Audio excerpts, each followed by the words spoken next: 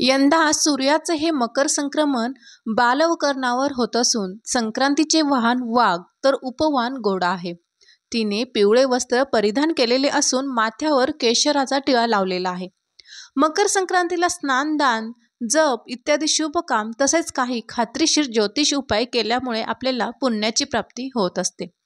14 जानेवारीच्या सकाळी 8:54 सायंकाळी 4:54 त्या गोष्टी करता येतील. तसेच मकर संक्रांत झाल्यावर किंक्रांतीचा एक दिवस सोडून द्यायचा, कारण त्या दिवशी संक्रांतीची कर असते आणि त्यानंतर रथसप्तमीपर्यंत देखील आपण दानधर्म करू शकतो. म्हणजे सकाळी सूर्योदयापासून सायंकाळी सूर्यास्तापर्यंत वाण वंसा आपल्या विवाहित महिला आपल्या सख्यांना देत असतात. पण हे सगळं करत असताना आपल्याला काही अशा वस्तू की त्या देणं टाळायच्या आहेत. तर त्या कोणत्या आहेत? त्या 3 वस्तू हे आपण जाणून घेऊयात. सर्व गोष्टींची माहिती ऐकण्यापूर्वी मित्रांनो, तुम्ही जर ज्ञानवर्धक मोटिवेशनल चॅनलवरती नवीन असाल तर चॅनलला जरूर सबस्क्राईब करा आणि हा व्हिडिओ थोडासुद्धा स्किप न करता शेवटपर्यंत ऐका. तर चला मग जाणून घेऊयात. 20 ते 23 डिसेंबर दरम्यान दरवर्षी सूर्याचे उत्तरायण सुरू होत असतं. यंदा ते 21 डिसेंबर 2024ला सुरू झालं. तरीही मकर संक्रांतीलाच काही भागांमध्ये उत्तरायण असं म्हटलं जातं. ते यासाठी की मकर संक्रांतीच्या दिवसापासून पुढे जून महिन्यापर्यंत सूर्य उगवताना आपल्याला काहीसा उत्तरेकडे झुकलेला दिसतो आणि तो अगदी स्पष्टपणे दिसतो. धार्मिक मान्यतेनुसार सूर्य उत्तरायण मध्ये असणं म्हणजे साक्षात आपल्यासाठी मोक्षाचं दार उघडलेलं असणार. म्हणूनच तर महाभारतातील पितामह भीष्म हे युद्धातील बाणांनी जखमी होऊन जेव्हा मृत्यूच्या बाणावर पडले होते, तरी पण ते स्वतःच्या प्राण त्यागण्यासाठी उत्तरायणाची वाट पाहत होते, कारण त्यांना मोक्ष मिळावा.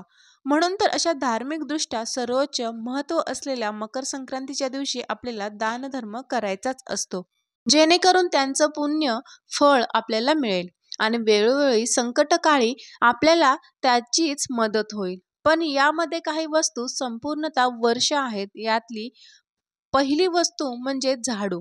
बघा मंडळी, सणावर म्हटलं की खरेदी ही आलीच. आपण वेगवेगळ्या गोष्टी सणावारांच्या निमित्ताने विकत घेत असतो. पण मकर संक्रांतीच्या दिवशी आपल्याला खरेदीमध्ये झाडू अजिबात घ्यायचा नाहीये. मान्य आहे, आपण झाडूला लक्ष्मी म्हणतो, पण तो घेण्यासाठी अश्विन अमावस्या, धनत्रयोदशी किंवा कोणत्याही महिन्यामध्ये शुक्रवारचा दिवस तुम्ही निवडू शकता.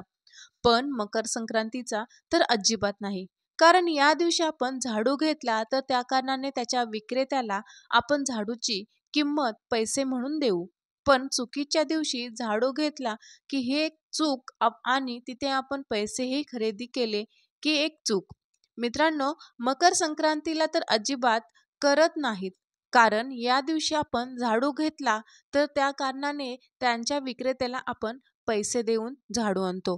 पैसा म्हणजे आपल्यासाठी लक्ष्मीच आहे. पण अशी मोठी चूक केल्यामुळे देवी लक्ष्मी आपल्यावर नाराज होऊन आपल्या घरातून काढता पाय घेते आणि परिणामी दरिद्री आपल्या सर्वांच्या वाट्याला येते.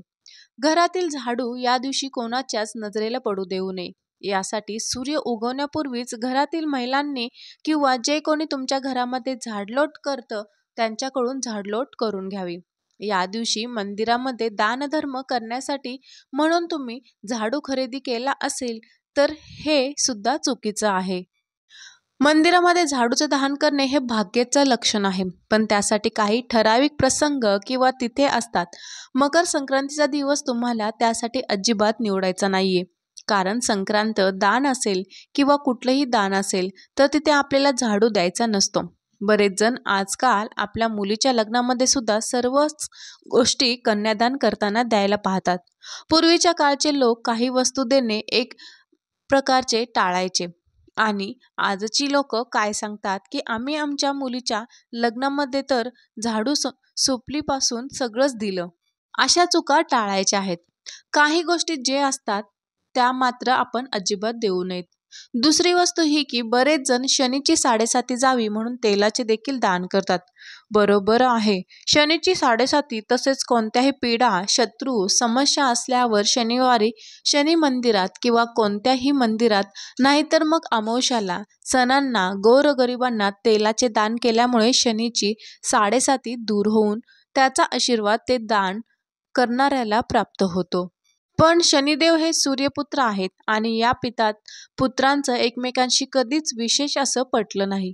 मकर संक्रांत हा सूर्याच्या उपासनेचा सण आहे. त्यामुळे तेलाचे दान या दिवशी करू नयेत. तसेच वासाचे तेल, खाण्याचे तेल, कोणतेच तेल हे दान व वाण देऊ नये. कारण तुम्ही सुद्धा घरातल्या लक्ष्मीच आहेत आणि लक्ष्मीच्या हाताने तुम्ही जर हे खाद्यतेल इतर लक्ष्मींना देण्याचा विचार करत असाल तर त्याचा परिणाम उलट होऊ शकतो. आता यातल्या तिसऱ्या वस्तूची माहिती घेऊयात. ही वस्तू सुद्धा आपल्याला मकर संक्रांतीच्या वाणामध्ये किंवा दानामध्ये द्यायची नाहीये.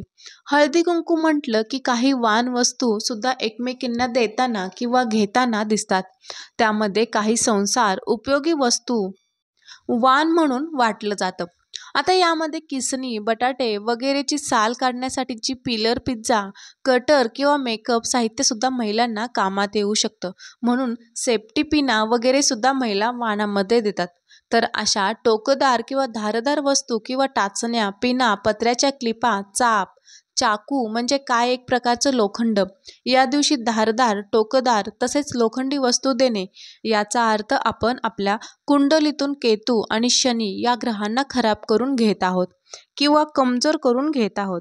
हिंदू धर्मामध्ये अशा वस्तू भेट देणं निश्चित मानलं गेलेलं आहे. त्यामुळे आपल्याला मकर संक्रांतीचे जे काही वाण महिलांना वाटायचं असतं किंवा काही दानधर्म करायचा असतो त्यामध्ये अशा टोकदार, धारदार किंवा लोखंडी वस्तूंचा अजिबात वापर करायचा नाहीये. यामुळे आपल्याला शनीच्या कोणाला सामोरे जावे लागू शकते. शनी आपल्याकडून वायपट खर्च करून घेतो. कोर्ट, कचेरी, आजारपण, कामात अडथळे इत्यादी. यातली चौथी वस्तू म्हणजे कपडे. बघा, मकर संक्रांतीच्या पुण्य काळामध्ये किंवा त्या दिवशी शक्य झालं नाही तर किंक्रांतीच्या दिवशी सोडल्यानंतर साधारणतः रथसप्तमीपर्यंत सकाळी सूर्योदयापासून सूर्यास्तापर्यंत अगदी कोणत्याही वेळेमध्ये तुम्ही जर कपड्यांचा दानधर्म केला तर तो सर्व दानांमध्ये सर्वश्रेष्ठ मानला जातो. कारण मकर संक्रांत किंवा अगदी रथसप्तमी येईपर्यंत भरपूर थंडी असते आणि ही जी थंडी असते ती आपल्याला अगदी असह्य करून सोडते की कधीही थंडी जाईल आणि उन्हाळा येईल. त्यामुळे कपड्यांचे दान करताना सुद्धा आपण जर त्यामध्ये ब्लँकेट, चादर किंवा उबदार कपडे म्हणा गरजू लोकांना दिले की खरंच काही लोकांना याची मदत होऊ शकते. तर प्रत्यक्ष सूर्यनारायण आपल्यावर प्रसन्न होतात. कारण स्वतः सूर्यदेवांना निरपेक्ष दानाचा धनी असं म्हटलं जातं. कारण सूर्य स्वतः तापतो आणि सर्वांना प्रकाश किंवा उजेड देण्याचं काम करतो. म्हणून आपण त्यांना निरपेक्ष दाता म्हणतो. त्यांच्या नावाने दान केलं तर पण काही जण काय करतात की नवी कपडे नाही घेत तर आपल्या घरातलेच थोडेफार वापरलेले कपडे असतील ते देतात. आणि काही महिला आपल्या कामवाल्या ताईला पण आपण मकर संक्रांतीचं काही वाण म्हणून देऊ तर त्यामध्ये आपले जुने कपडे देतात. पण असं अजिबात करू नका. याचा उलट परिणाम तुमच्या कुटुंबात आजारपण येईल. अशा पद्धतीने होऊन वाईट परिणाम होऊ लागतो. त्यावर होणारा खर्च म्हणजे तुमच्या घरातून लक्ष्मी निघून जाणं. दान किंवा वाण या स्वरूपामध्ये आपल्याला नवीन घेतलेलाच वस्त्र द्यायचं असतं. हे मात्र नेहमी लक्षात ठेवा. आणि एक गोष्ट लक्षात असू द्या की आपण दुसऱ्यांना जे काही देतो तेच किंवा तसंच आपल्याला परत मिळतं. म्हणून देताना चांगले द्या म्हणजे आपल्यालाही त्यातून काहीतरी चांगलंच मिळेल. नाहीतर उगीच आपण वाईट किंवा खराब झालेलं दुसऱ्यांना द्यायचं आणि आपण मात्र त्यातून चांगल्याची अपेक्षा ठेवायची. हे सर्वात चुकीचं. यातली शेवटची आणि पाचवी वस्तू म्हणजे महिला मकर संक्रांतीच्या निमित्ताने हळदी कुंकू करूयात म्हणून अतिशय उत्साहाने वाणाच्या वस्तू खरेदी करताना दिसतात. पण त्यामध्ये जास्तीत जास्त वस्तू या प्लास्टिकच्या घेताना दिसून येतात, कारण स्वस्तात मस्त त्यांना हा पर्याय वाटतो. म्हणून पण आधुनिकता किंवा पैसे वाचवण्याच्या चक्रामध्ये त्या हिंदू धर्मातील या पवित्र सणाचा मूळ गाभाच विसरत आहेत. मकर संक्रांत म्हणजे एक उपभोगाचा किंवा खाण्यापिण्याचा सण म्हणून साजरा करायचा असतो, कारण हिवाळा ऋतू त्यासाठी पोषक असतो. दानधर्म किंवा वाण देणं या गोष्टी सुद्धा त्यामध्ये येतात. पण मग त्यासाठी सुगडात पूजल्या जाणाऱ्या भाज्या, फळं, तिळगुळ यांनाच खरं तर वाण-वंसा असं म्हटलं जातं. पण हळूहळू या गोष्टींची जागा वेगळ्याच वस्तूंनी घेतली आणि हिंदू धर्मामध्ये हे सांगितलेलं आहे, भांडी-कुंडी या वस्तू जरी आपल्याला दानधर्मामध्ये द्यायची इच्छा असतील, तरी पण तांबे, पितळ अशा वस्तू द्यायला हव्यात. धातूंना महत्त्व द्यावं. प्लास्टिक, लोखंड, ॲल्युमिनियम या धातूंना नाही. मकर संक्रांत म्हणताना आपण नवीन वस्त्र, तिळपात्र, नवे भांडे, सोने दान करावे हे ऐकतो, पण करतो मात्र याच्या उलटच. दान हे सत्पात्रे असावं, गुप्तपणे करावं, आपल्या कुवतीनुसारच करावं, पण त्यातही काय देणं आपल्यासाठी हिताचं आहे, काय धोक्याचं आहे याचा विचार करूनच पुढचं पाऊल टाकणं फार म्हणजे फार महत्त्वाचं आहे. ज्याला हे कळलं ती व्यक्ती खरी लक्ष्मीपुत्र होय. तर मित्रांनो, तुम्हाला ह्या व्हिडिओमधील माहिती आवडली असल्यास व्हिडिओला नक्कीच लाईक करा. आपण भेटूया अशाच आणखीन एका नवीन माहितीपूर्व व्हिडिओमध्ये.